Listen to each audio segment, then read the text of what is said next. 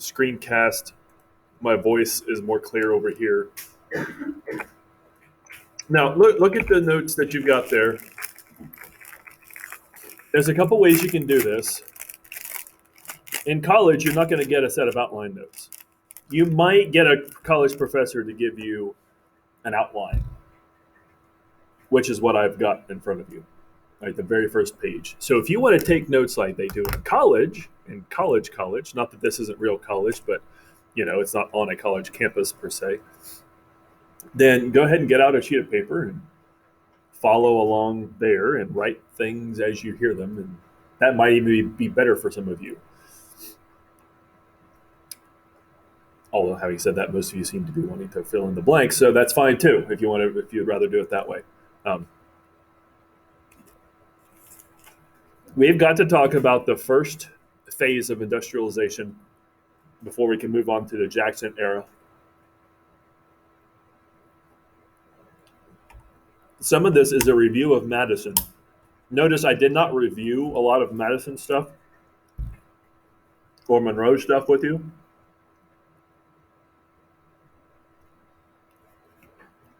One of the reasons why is because I was going to get to some of that here. So, having said that, the way this is set up is talking about the process of industrialization and the politics behind it.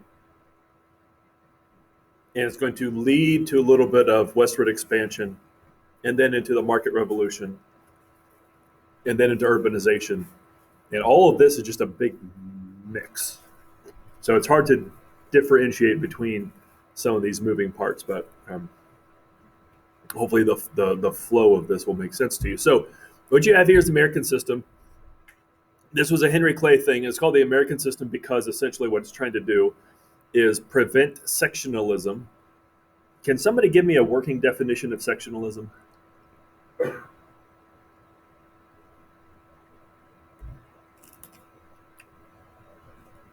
Not all at once, please. Only one at a time.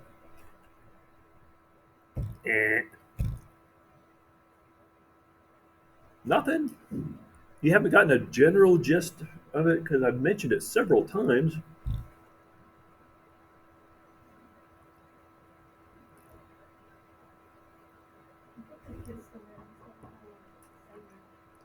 Come in!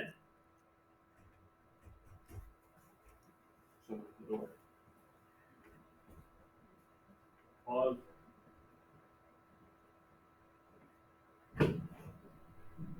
Oh, sorry. I thought it was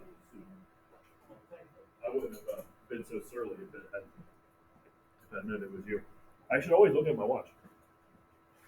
Okay. You know that I called Rachel by your last name? I called her Miss Kelly like 8,000 times the other day. Yesterday. Getting old. Sectionalism is basically North versus South. The two sections of the country being divided. We see sectionalism way back in the Constitution, maybe even before the Constitution, right? That there were interests in the North that were different from the interests in the South. There's more commercial interest up here, more agricultural cash crop, kind of tobacco interest down in the South. We'll also add to this a Western section too, so there'll be three sections. And what Henry Clay sees is that this is possibly going to lead to disunion, and so he wants to try to bind the country together. This is nationalism in economics, and the American system had three different legs, three different parts. One was a protective tariff, not just a tariff for revenue, but a tariff for protecting our businesses. What do I mean by that?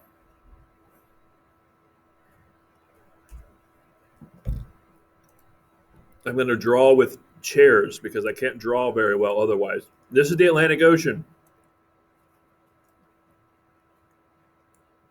There's England. There's America. Doesn't that look like them? Very detailed. There's a chair making factory in England. There's a chair making factory in America.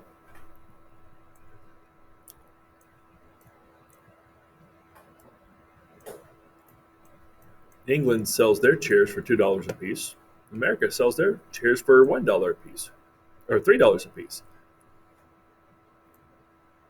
In America, which chair are you going to buy?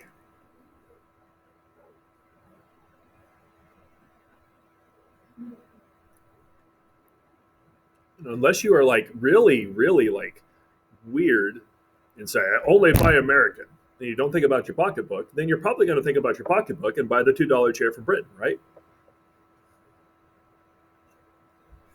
What happens to the chair manufacturer over here?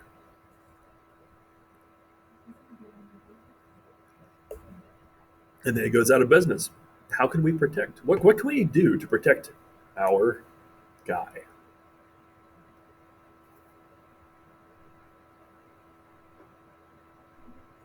A tariff, right? Look, this line right here represents the tariff. Let's say it's a $2 tariff. Now the chair from Britain costs how much? Who are you going to buy now? You're going to buy the American chair, right? Now look, if you wanted a tariff just for revenue, then you would scratch this out and you would make it just like a 50 cent per chair tariff, and then you wouldn't be protecting the industry over here. You'd just be getting money for the federal government. And the chair would still be $250 and it would still be cheaper to buy this one. That's a tariff for revenue. But if you want to protect and you make it, so that these goods from over here are too expensive. Now, what happened to the overall price of goods over here?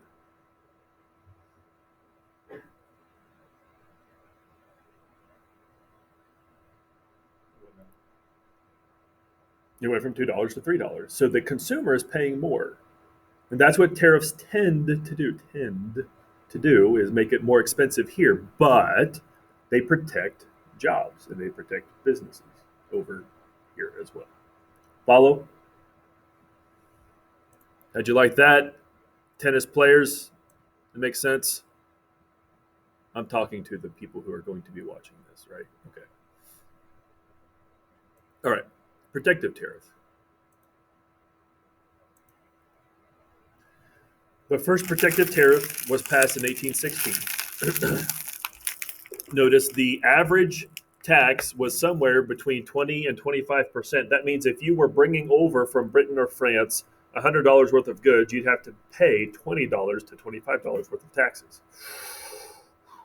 That makes it not worth it anymore, right? Yikes. And notice when this was.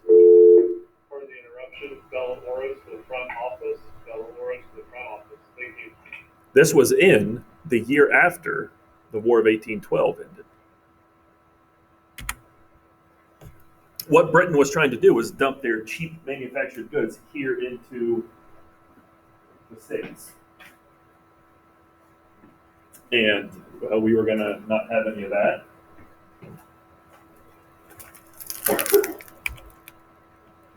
The problem is that Southern and Western farmers opposed it. Why would Southern and Western farmers oppose the protective tariff on manufactured goods? Are the Southerners and the Westerners making manufactured goods? No, there's a pretty much an absence of manufacturing in the South. It's not really going to hurt them if there's a tariff, right? It's not going to help them. Will it hurt them? No, except what are we exporting from the United States? Hint, it's not manufactured goods.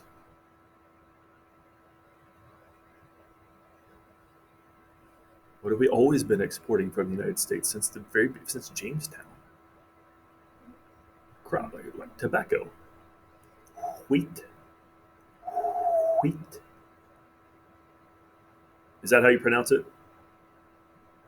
Why don't you? There's an H in there. Is the H silent? Shouldn't be. Wheat. What's that? That's like the W and the H together, right? But it's definitely not wheat. Wheat. Anyway, that's how people used to pronounce it back in the up until like the 1800s, late 1800s, right? No, they could actually, the other countries would impose their retaliatory tariffs on our goods that we're exporting, which means farm goods, which means that foreigners weren't going to buy our farm products. And so the South and the West don't like it. The North likes the protective tariff, the South and the West say no. The other part of, well, a second of three parts of the American system was the second bus. When I say bus, I mean Bank of United States. Bank of the United States, bus. The first one was whose baby? Whose brainchild? Alexander Hamilton's, thank you. This was rechartered in 1816, a full 20 years after it had been chartered the first time. Much more poorly run compared to the first bank. The first bank that Hamilton had invented was he made sure that it was a well-run, well-constructed thing.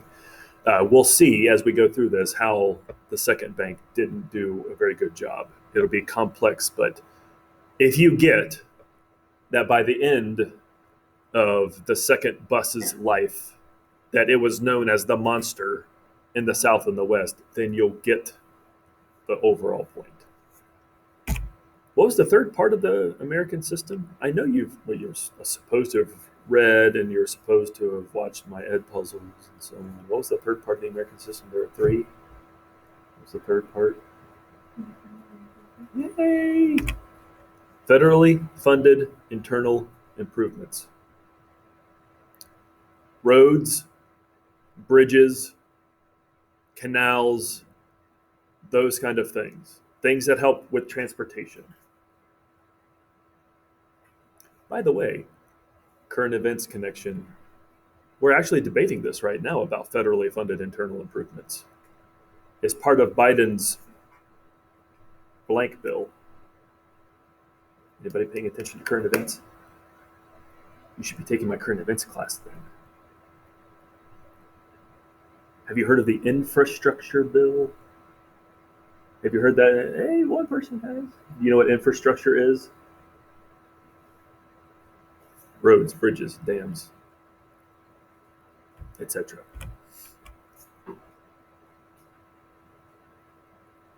It'll be interesting to see if we actually get this infrastructure bill passed. Anyway, okay, so internal improvements to be paid for by tariff revenue. We get money from taxing foreign goods, and we use that money to fund the government and to pave the nation. That was the goal. That was the hope.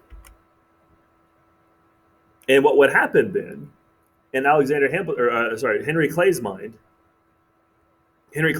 was basically saying, let's actually have a physical link between the North and the West and the South. And if we have a physical link, then we can get the goods from place to place together, but we can also link ourselves like as a nation and become more united. We won't allow the Appalachian Mountains to divide us or anything else. It'll all be whoosh. Now, there are a lot of things, there's a lot of opposition to federally funded internal improvements. First of all, New England thought that what would happen is, since they were the ones with the most population, that the population would drain away. And so they were against federally funded internal improvements. So the North didn't like this one. They were also opposed by Southerners. Southerners who were strict constructionists who didn't want there to be a tariff in the first place, and so therefore didn't want there to be roads built by money from the tariff in the South, if that makes any sense. The only one that favored it were people in the West.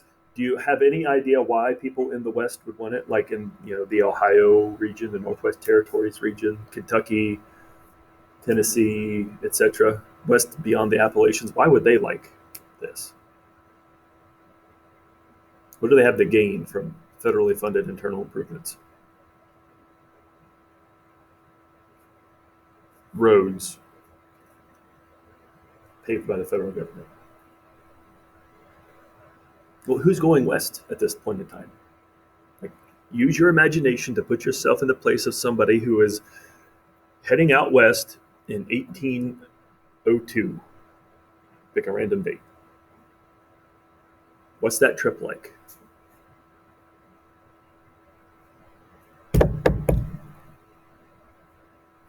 This is my college card.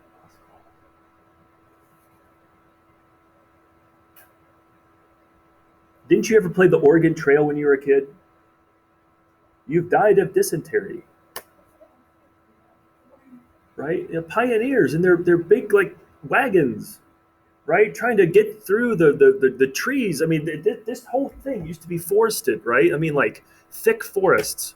It was said that a squirrel could travel from the East Coast to the Mississippi River on the back of trees without ever having to touch the ground. There's so many forests here. Imagine traveling that. No roads. And every 4 yards, it seems like your wagon breaks down because you hit another rut, right?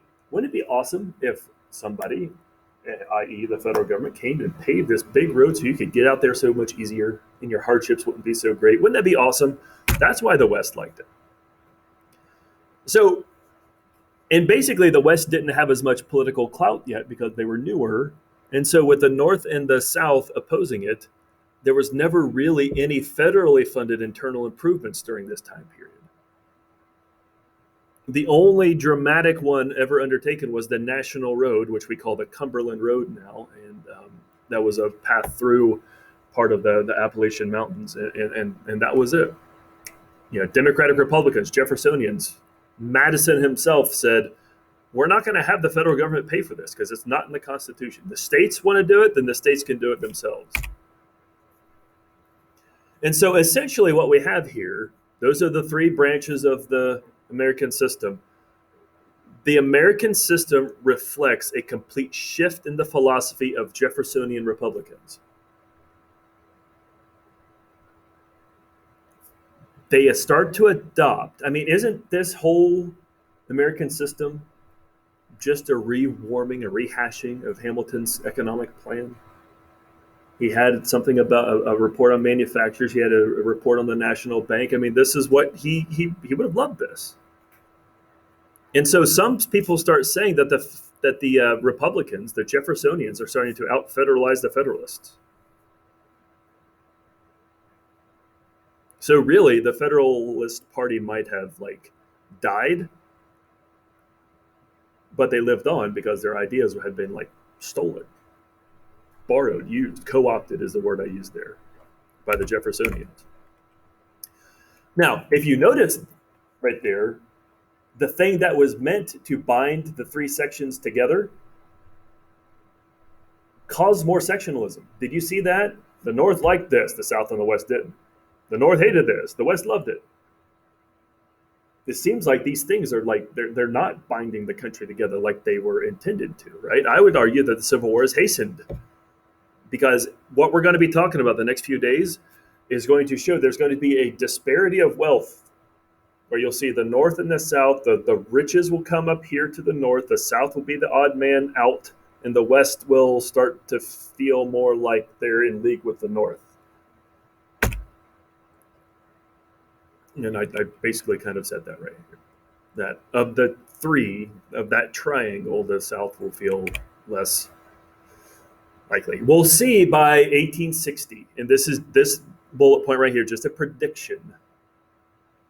It's foreshadowing that by the time the Civil War comes, the South will feel introverted. They only want to really interact with their own region. Defensive when it comes to defending themselves against what they feel are attacks from the other regions. And seek to find scapegoats. You know what a scapegoat is? Scapegoat? Anybody? No? When you try to find somebody to blame for the problems happening in your life. The word comes from in the Bible. There was a goat that you were supposed to like sacrifice in place of your sins, right? And so the goat got all of your punishment, something like that. And that's what the South ends up doing. They start saying it's not our fault; it's your fault. You're the ones who are to blame. And we'll see that the agricultural revolution will tie the West and the North more closely together.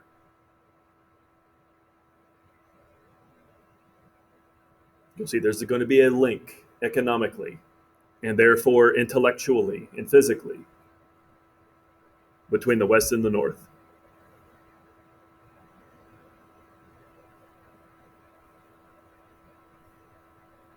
The same thing could have happened, and maybe even should have happened between the North and the South, but we're going to find out that the tariff, the bank, other things, and including the issue of slavery,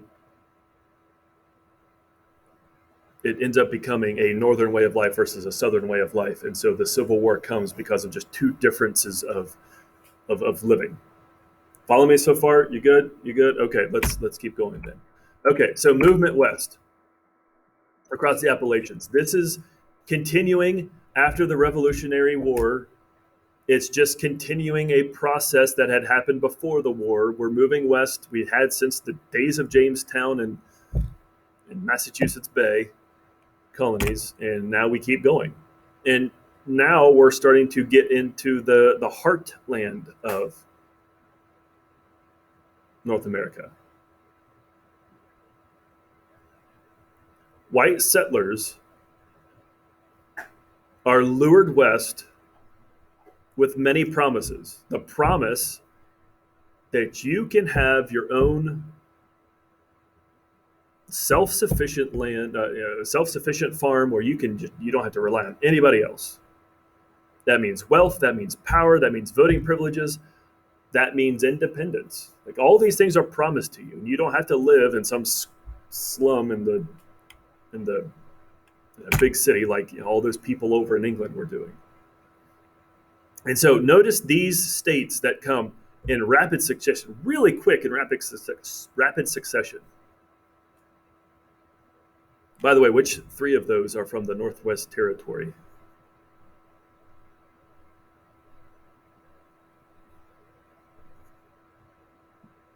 Which three of these? Do you know what the abbreviations mean? KY? What is that? Kentucky? TN? Okay, so which three of these then are from the Northwest Territory? Yeah? Do you remember what the other two were that were in that region? Yeah? Not on this list? Big Ten states? What if I show you my hand? Like, yeah, do you know that this is how people, if they're from Michigan, this is how they tell you where they're from? I'm from there. I'm from there. I'm from, that's how they do it. Michigan and the cheese place, Wisconsin. Okay.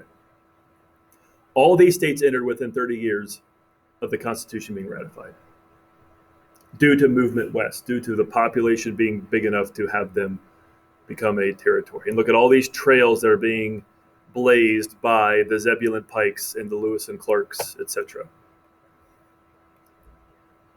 The trend westward was accelerated by four factors. One, again, the increased feeling that if you have land, then that means you have economic and political independence. That was an intellectual, ideological belief that drove westward movement.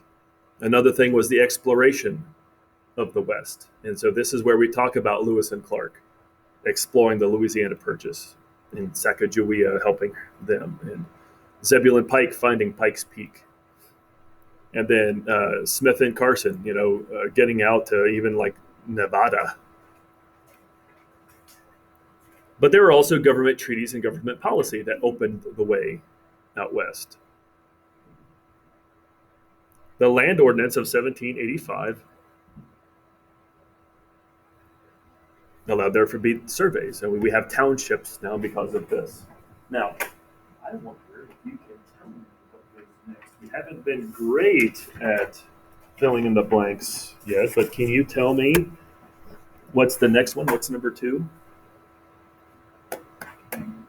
Hey, Northwest Ordinance, thank you. How about number 3? Can you tell me what purchase gave us what? Louisiana Purchase gave us access to those rivers. Number 4, also called the Florida Purchase Treaty. The first name is named after James Monroe, President Monroe's Secretary of State, the son of a former president and will be a future president.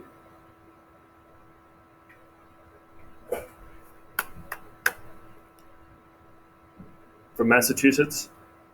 Both he and his dad only served 4 years and did not get reelected.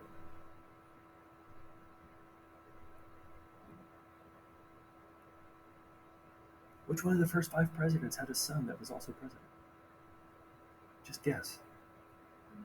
Yay! The Adams-Onis Treaty.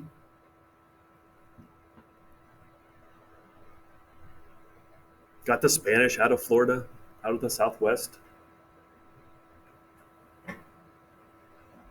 I'll give you this one, the Treaty of Greenville, because I haven't talked about that yet. Got the Ohio Valley secured. This area, Greenville's a city near the border of Ohio and Indiana. Should I let Slater come in to get us the overall sense is no, but I'm a big right? And of course, the National Road, the Cumberland Road also help. These are all government policies that are enabling the spread westward, the movement westward, the exploration westward. Okay. Now, that's 3 of the 4 factors that have accelerated the growth of westward movement. The 4th factor is what I would call the tragedy of this story, and that is Indian removal.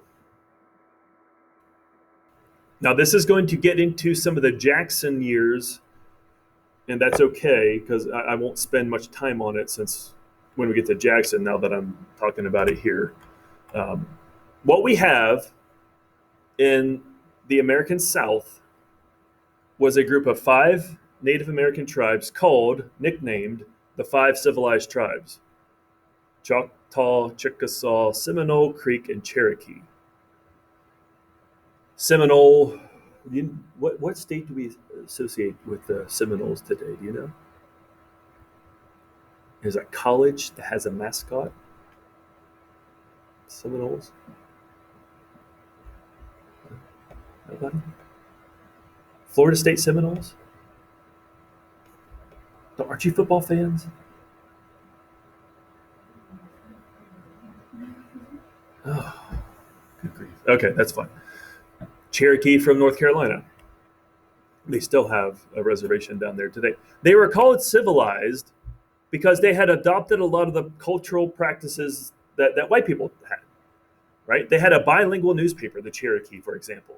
One side was written in Cherokee, the other side was the same stuff in English, right? They had adopted agriculture just like white settlers. They started to adopt Christianity. They even started having their own slaves. So in a lot of ways, they were trying to be as quote unquote white as they could possibly be. And yet that wasn't good enough because the whites who were moving west wanted the land. And that was that.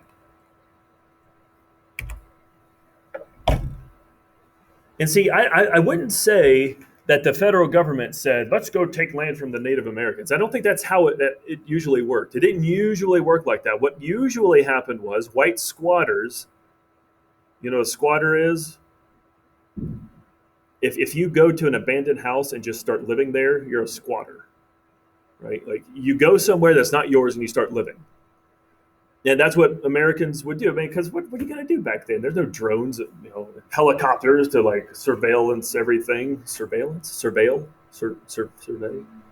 spy on us, right? There's no NSA to keep track of us, and there's no Alexa to tell the government where we're at every moment, right? Do y'all have Alexa in your house?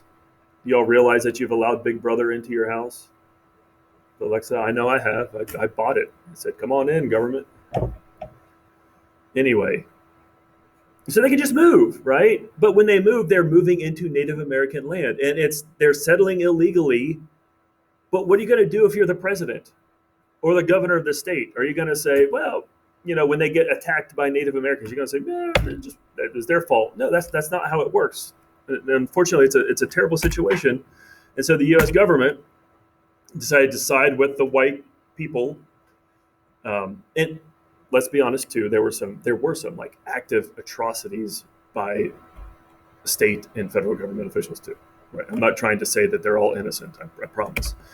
And this is one of them. In the 1830s, Indian removal was supposed to be a voluntary migration, which I put in quotes. Voluntary means not voluntary.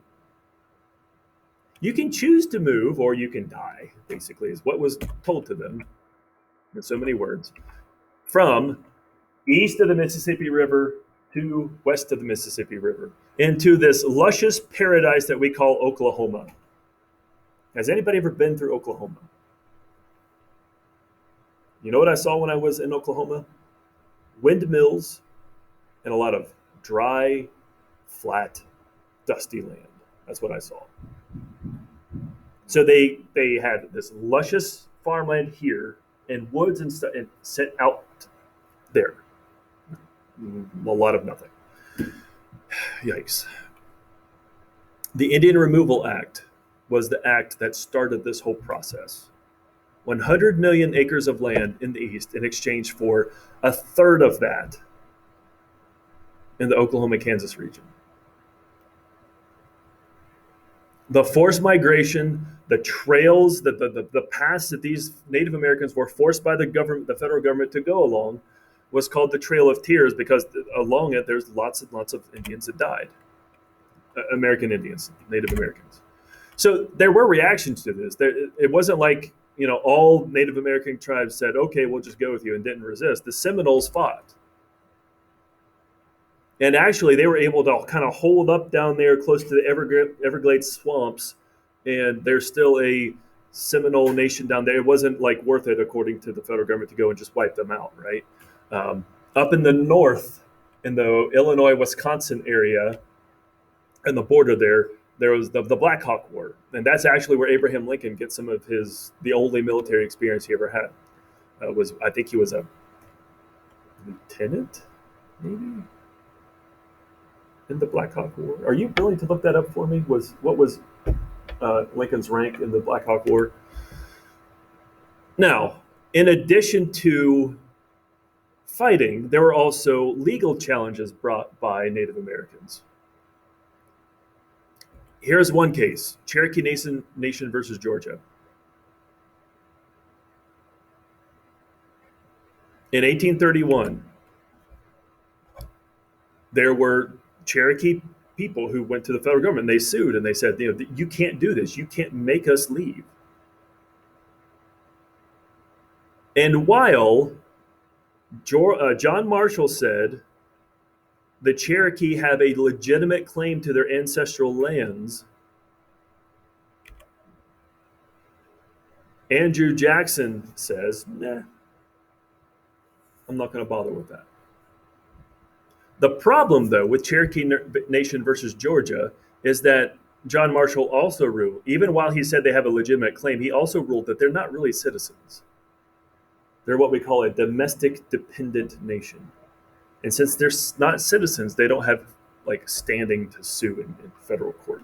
So what they did next was they found a Cherokee person who did have American citizenship. And this was called Worcester versus Georgia. Not Worcester, Worcester versus Georgia. And in this one, John Marshall said again, the Cherokees are entitled to federal protection of their lands.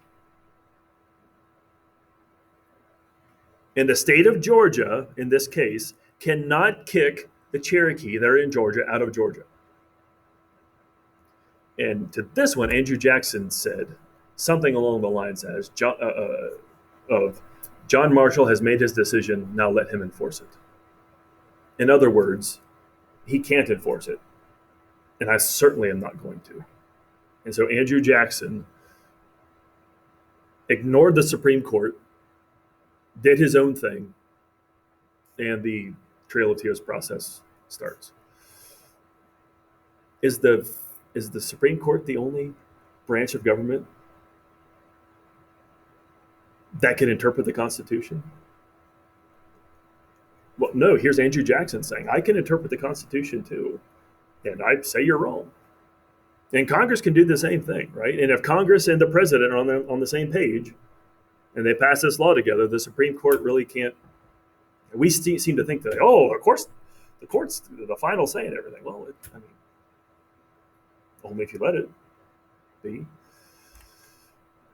Today, there are still, I've been told, Native Americans who will not spend a $20 bill because it has Andrew Jackson's face on it. You want to make the whole thing even murkier? Was Andrew Jackson a bad, evil man? How about this? After a battle in which he had, slaughtered Native Americans, a battle of Horseshoe Bend, I think, he finds a little baby on the battlefield, a Native American baby on the battlefield, and he takes it home, and he raises that baby as his own child because he and his wife couldn't have children. Was Andrew Jackson a good guy or a bad guy?